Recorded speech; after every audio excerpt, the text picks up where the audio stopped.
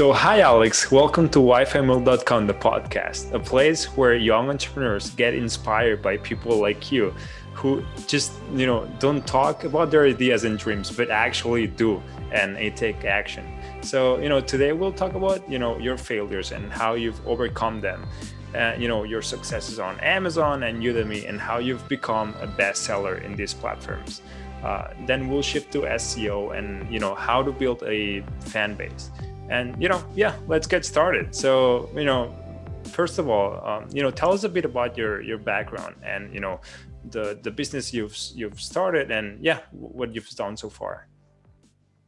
So today my main business is I teach, full-time on Udemy. And I also license out my courses, those very same Udemy courses. That's my core business. But then I have all these other things, like you mentioned, the book. I also do coaching. And it really just started, a long time ago. I just was, I was a computer science major, but I was always curious about my ideas and I wanted to pursue them. And I guess, like you said, a lot of people, they dream about their ideas, they get excited about their ideas, but they don't take action. I guess the only difference is I just took some action, and over time, just developed a habit of like, well, do more action and more action, and now it's just second nature. But yeah, it all just started with being curious about things and trying and failing a ton, obviously, because as a computer science major, you have know nothing about business or marketing or anything. So it took really a long time. That learning curve was, but here we are. Yeah, cool. So what was your first project or your first business? It was really ridiculous. It was I was really into philosophy, Uh, and it was a project to, how, I don't know if you're familiar with the Socratic dialogues, but it's basically, it's a dialogue where two parties are trying to get to the truth, and okay. they're trying to, it's kind of a brainstorm. Okay. And of course, in the Socratic dialogues, the main partner is Socrates. He's the main driver of it. And I thought, well, why don't I program this thing, like, so that the user can sort of talk to Socrates, and Socrates would quiz him, just like the Wow. actual original dialogue was, right? And then they would sort of brainstorm, and you'd learn the dialogues, the Socratic dialogues, by actually doing it with your computer. And of Wow. course, this idea lacked all kinds of things like, well, how is this going to make money? How are you going to promote this? Nobody cares about philosophy. Well, Yeah, like me and three other people, So, and so it's an idea I could geek out about still today, but it's not like a business really. hmm But I had no idea then. Wow. Okay. So it was that an app or a software? Oh. This was the era. There was no apps at this time. There was just Oh, like a oh, website. Yeah, okay. Yeah. What year was old. that? Let's not disclose the year, but the internet was Okay. around. Okay. I'm not such a dinosaur. Fair enough. Yeah. So, knowing you've built apps as well. You've, uh, yeah. Tell us what kind of apps. What they're still on the Apple Store and Google Play or yeah. Yeah, at one point, they were like my main project. I built them in 2012. They've had a few million downloads since then cumulatively, but I've Wow. sort of moved on to other more interesting projects for me. But the apps, they were apps for entrepreneurs, and the reason I built them was because prior to that, I was making all sorts of mistakes as an entrepreneur, and um, I thought, well, wouldn't it be amazing if I had some guidance, right? So these apps were kind of like business coaching apps, and there was a 4 app Okay. series on Android and iPhone. It was like, studying for business ideas. The next app was business planning. Next app was marketing. Next app was fundraising. So the kind of the four things entrepreneurs tend to struggle with and ask the most questions about.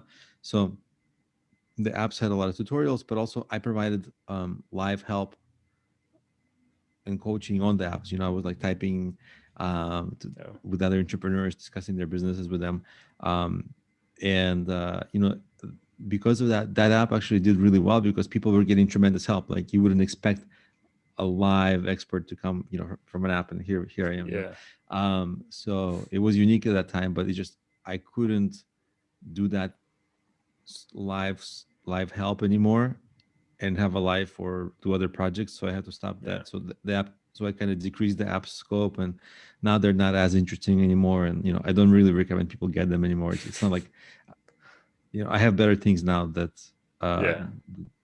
for entrepreneurs. Okay. Wow. Okay. Well, that's still impressive, though. It's I'm pretty sure it was a pretty cool experience too. Oh, It was cool, to build these apps. But I mean, I think the numbers of downloads, like, are such a vanity number. Like, I don't really focus that much on the numbers. yeah. I think um, if it had become, if I was able to then make it a big business, really, then it would be cool. But it turned out to be not nearly one of my better projects. So Well, yeah. Yeah. I mean, knowing now, you've had many more projects that we'll talk about later. Yeah. So, what's the industry you think you've been most successful in? Uh, yeah. well, obviously it's e-learning, Okay. because in e-learning I've kind of been able to put all the experiences that I've had starting different businesses. And also, after I've started different businesses, a lot of people came to me for coaching, like Okay. in mobile apps and affiliate marketing and books and all the things that I've done. People kind of come to me, they want to achieve sort of similar results. Mhm. And because of the coaching, I also see so many different angles at things, like, because my experience is one experience, but then you know even coaching mobile apps, I've seen a couple of hundred different apps. And so then I was able to put all that experience from my coaching clients and from myself into the courses. Oh. And I think that made the courses uh, much better, because one challenge with making a course is like, the one student is from one continent, another Mhm. student is from another continent. One has a, let's say, if it's a mobile app marketing course, one student has a game, one student has a Mhm. productivity app. How do you satisfy all of them? Yeah. So I think, so having that experience with helping so many people, and also my own experience, I think that helped the courses do better. And I think that's part Mhm. of my, I guess you can say, success in course in e-learning. Wow. And so that's your biggest achievement so far, the courses on Udemy.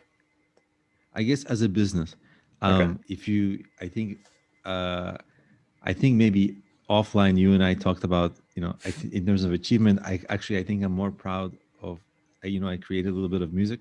I don't know if we had a chance to discuss this, but I- I think I'm actually most proud of that, even though it's not good. I mean, I think it's good, but, like, I'm not a professional musician. yeah. Well, yeah. I mean, yeah, that's a hobby, right? Isn't it? Hmm. And Yeah, yeah, but you could always make it a business. That's always out that there. this is the distant dream. Yeah. Although I think music is more like you would lose money with it for almost the whole time, but it's the most exciting thing for Hmm. me. Cool. Cool. Cool. Um, and the industry that has underperformed so far, like even though you like what you did, but it hasn't achieved your goals. What would be the yeah. Oh, the mobile app world. It's really a brutal business. Like, it's kind of a sexy business. Everybody's like, "Oh, an app," especially when I did it, like 2012, 2013, 2000. That time, apps were like the shiny new object, and I Mhm. was actually able to get a lot of attention through those apps. But the truth is, the app stores, nobody buys, nobody spends money, Yeah. right? And so, as a business, it's so hard. You know, so just to me, that just stands out as like one of the hardest But you said you got a lot of downloads, right? downloads, right? But Yeah. they How many? like a couple of million downloads Wow. altogether in the apps. Okay. Yeah, and one of the apps was like really leading the whole thing. It was like, for a long time on Android, it was like, if you search just business, it was like Mhm. number one, and behind me was like Google, Business Insider, next, like Oh billion dollar wow. company, million dollar, yeah. and then it started to fluctuate. I was like top five, and then I made a bad update. Actually, funny story. I made a like some mistaken updates, just accident, and I violated some rule in Google that I didn't even know it wasn't like malicious at all. Yeah. And then they took it down. I had to restart that app with zero downloads. Oh no. But at this point, I didn't really mind because I kind of moved on. But anyway, that happened. Um, Wow. yeah, which was kind of heartbreaking a little bit, but at least Okay. it wasn't in the heyday of those apps. That would have been terrible. Yeah. Yeah. Definitely. Yeah. But yeah, the apps, you can get a lot of downloads with apps, but like the monetization of apps, is pennies per download. Just because I didn't serve ads and people don't buy stuff, it's Mhm. really hard to sell. So that's why, like I mentioned earlier, like it's really hard to build a real business in the app world because even if you get a lot of downloads, um, the next challenge is that monetization, and it's a Yeah. for me, it was a brutally hard challenge. What's the business model for an app? The best business model you think? Ads or yeah. Uh, I think it depends who you ask. If some people are making a lot of money with ads, to them it will be ads. To me, one of the worst is ads because users hate it. Yeah. It doesn't make that much money per download, and you get worse reviews. I think the most effective tend to be things that when an app is like a long-term use app, like a super addicting game or some productivity app you use every day, Mhm. then during the long-term use of it, some people become super fans, and those people tend to spend money. Okay. So the apps that kind of create like a really passionate user base tend to have less of a challenge with monetization. Mhm. And then, you know, subscriptions tend to be good because people pay over a long period of time. So the revenue accumulates and it's more predictable. So that tends to be like you know the lifetime value of a customer tends to be good with subscription based products. But Mhm. also I think there was very famous case studies with like those games were like they're free games, but like you get to a level where you can't beat Yeah. it, and you have to like pay 99 cents for some Mhm. extra lives or something. And then guess what happens in the next level? Like you can't beat that one. Yeah. So you pay Exactly. again Yeah. and you pay again. So those kinds of like really addictive games, like almost nobody pays, but there Mhm. are some people who get into the habit. They Yeah. want to keep playing, and they spend a lot. So I think it's around 1% of the players in general that pay, or yeah, so. Yeah. and I So think low. 1% of those 1% spend like incredible amounts. Yeah. Yeah. Yeah. Yeah. Yeah. Yeah. That's why it's so hard to make money. And although a lot of apps are based on freemium model, which, well, that is freemium model. Yeah. Yeah. Yeah. So what's something been you've done wrong throughout your careers in entrepreneurship and marketing, SEO? Uh, yeah. I think probably looking back, the things that I've done wrong is I wasn't able to get good coaching early on. Okay. I really got into some like projects that were just like if somebody more experienced looked at it, they could have helped me correct course, but that didn't happen. So I just stumbled into some business ideas that they were just not good. Hmm. And then as soon as I got into it, I was like, oh, this idea has problems. And then by this time, I'm like in the middle of it, and you have to kind of wiggle out. So being in the middle of that is really painful because you're like there's financial stress, things are not working, everybody telling you you're wrong, and it's over a long period of time that this kind of stress hangs over you when you make those errors. So um, that looking back, I'm like, I wish I wish I had access to better mentors. Okay. Can you tell us, or you don't want to tell us, what specific things you did wrong, or Sure. So okay. like a while ago, I think over 10 years ago, I I had this idea. that I would start like an outdoor meetup for the outdoors, right? And different like hike organizers would create hikes and lead Hmm. hikes and everything. Basically a meetup, but only a segment of meetup just for the outdoors. Okay. And I thought that mine would be free, and I thought that meetup is like like around $25 a month or something to the organizer. So I thought if I made mine free, everybody would flock to my site, right? And immediately it turned out that like the organizers typically didn't care about that fee. Was a relatively small fee, Mm. and the value of meetup is that first they were very liked. They're generally a liked company. You don't want to compete with like giant companies. You want to compete Yeah. with disliked ones.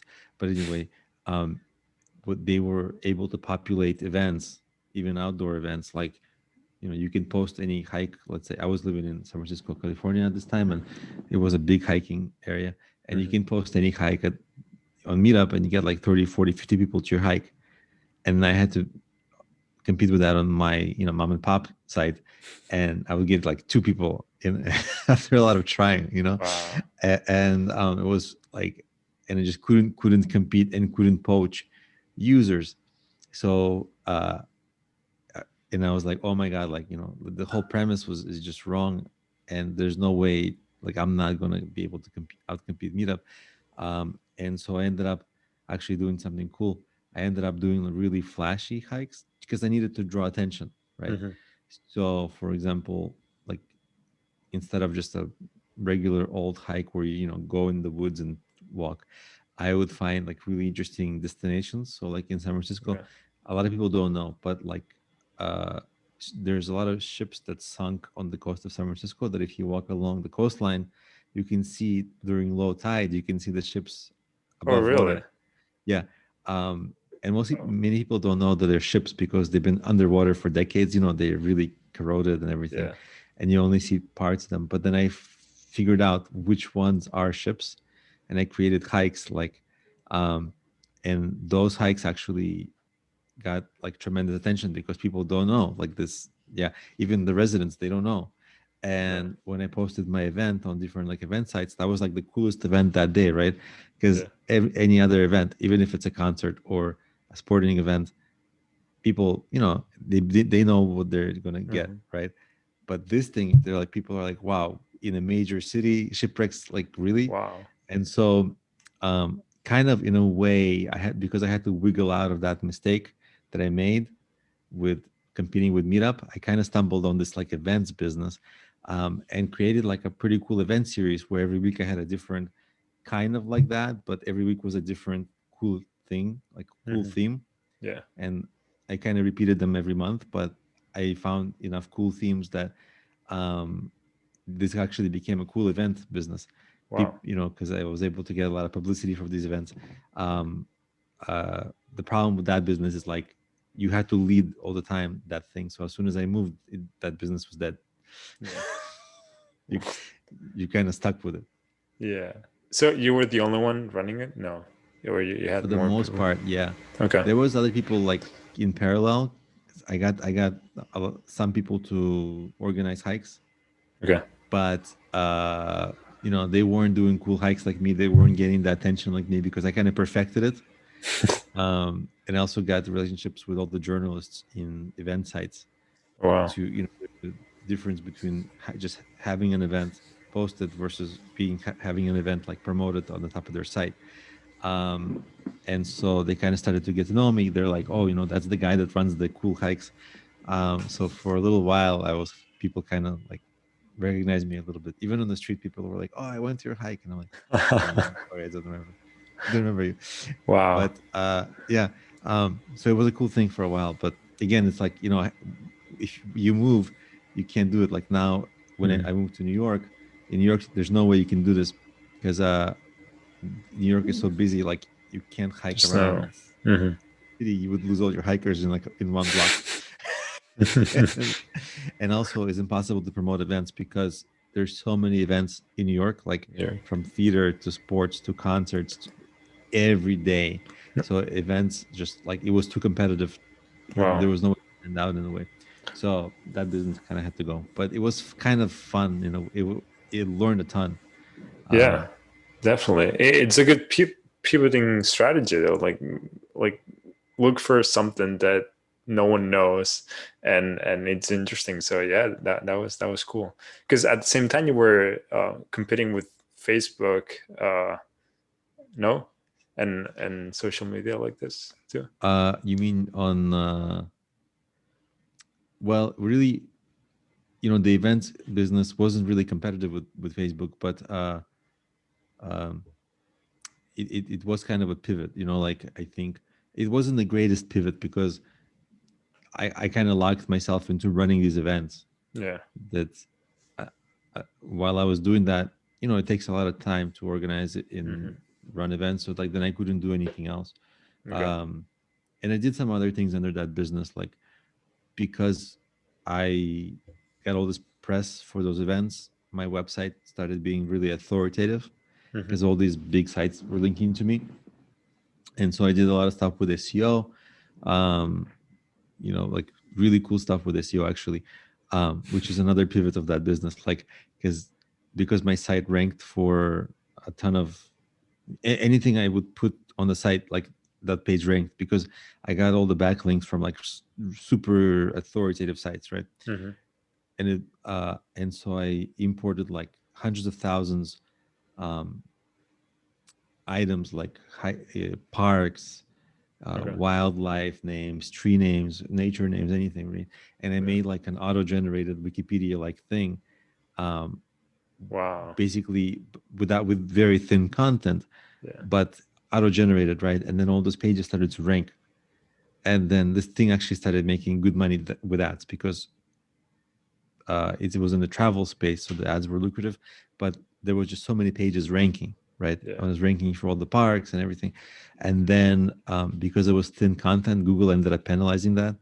Oh. Okay. But before they did, that was really good.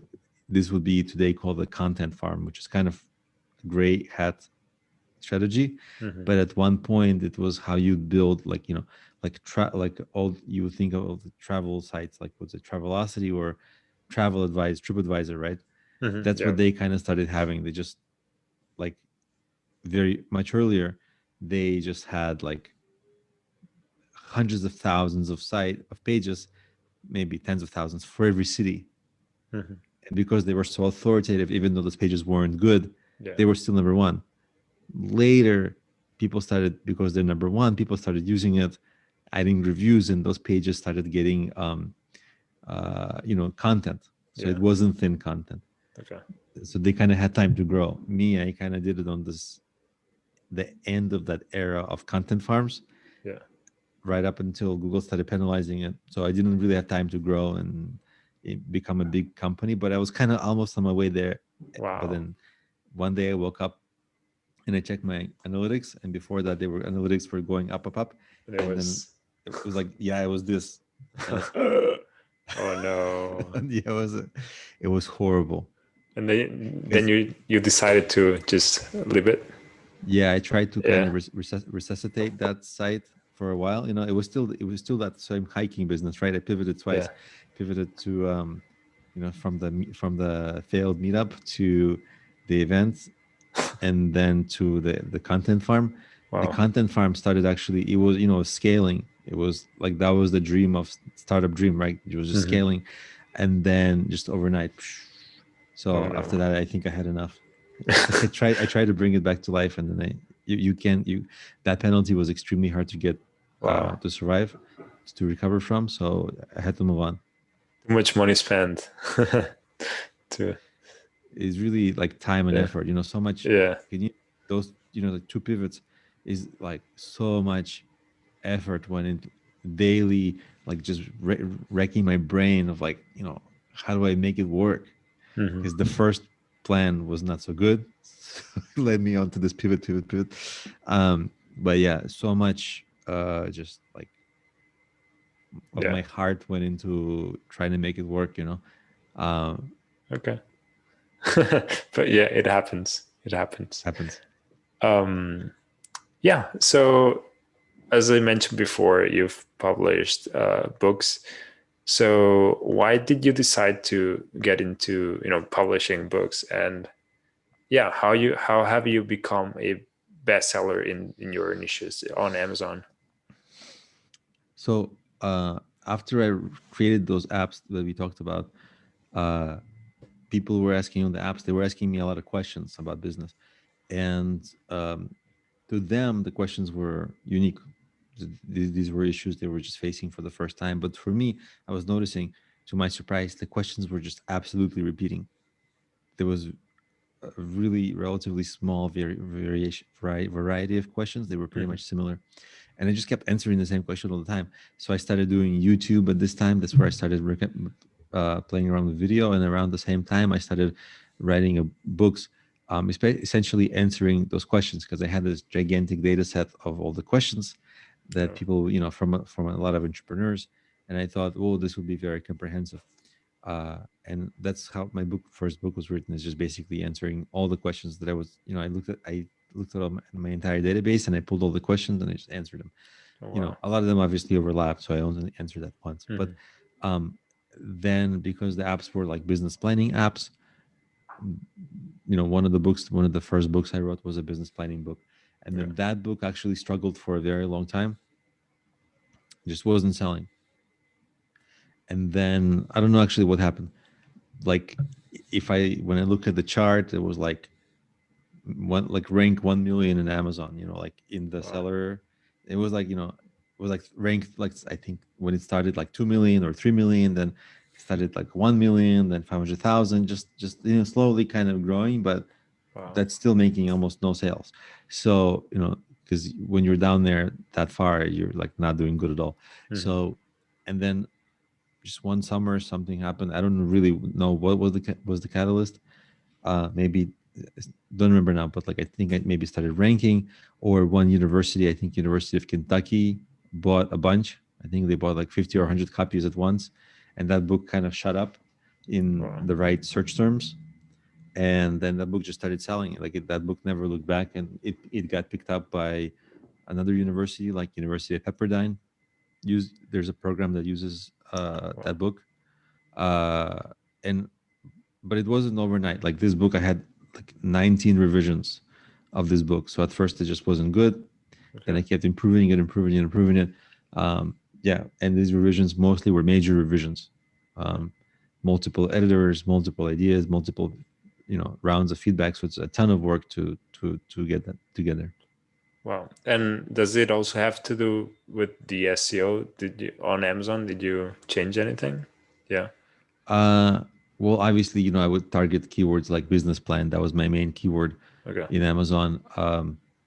But besides that, there wasn't tremendously much, just very straightforward. Okay. Okay. Wow. Yeah. Um, yeah. So before we move on, you're still improving it or not anymore? Yeah, I'm planning another revision. I'm trying to change the title, but titles are actually really hard to change for books because, um, the book, it's just a technical thing. But the book, once it changes the title, it kind of becomes a different book Yeah. on Amazon. So you need a different listing ISBN, and I can't do that because I have like hundreds of reviews on this book, and it's already ranking, so I can't restart it. So I'm going through this whole process with Amazon and support, and getting them to allow me to change the book title slightly. Um, Yeah. it's a big pain, kind of behind the scenes, that's happening. But yeah, I'm trying to make the book a little more engaging, like adding something like, quotables. Like, a lot of people, they message me privately, the readers, and they, like, literally, they just send me a picture of them with the book, and they're like, I like this quote from the book, or this. And I thought, well, if they're doing that to me personally, that's fantastic, obviously, but I kind of wish they Yeah. would do it publicly, Hmm.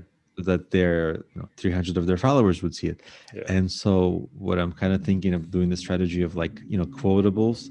At the end of every chapter, I'd have like a quote, a shareable quote, From that your people could sort of readers. post on Twitter or Facebook Okay. with the link to the book. Oh. So that, so instead of just telling me, which is great, but they can tell everybody, Hmm. which is even better. Wow. So, I might do something like that. So, um, I might make some minor adjustments here and there, but the book is pretty good. People like they're really um, unsolicited. A lot of times, just message me and say, "Wow, the book is amazing. I tried 3 other business plan books; they sucked. Yours made it so easy." Because Mhm. like I have like 19 revisions. Like it still Yeah. can be better, but I think it's in a good place now. Always. Oh, yeah. Everything can Yeah, always be better, but yeah. yeah. And so, yeah, knowing you're in many different platforms and Amazon too, is your fan base loyal to you? Do they follow you to every single platform, or it's not the case? I mean, I don't think they don't go around like expressing their love to me. Like, No, I but don't know. do you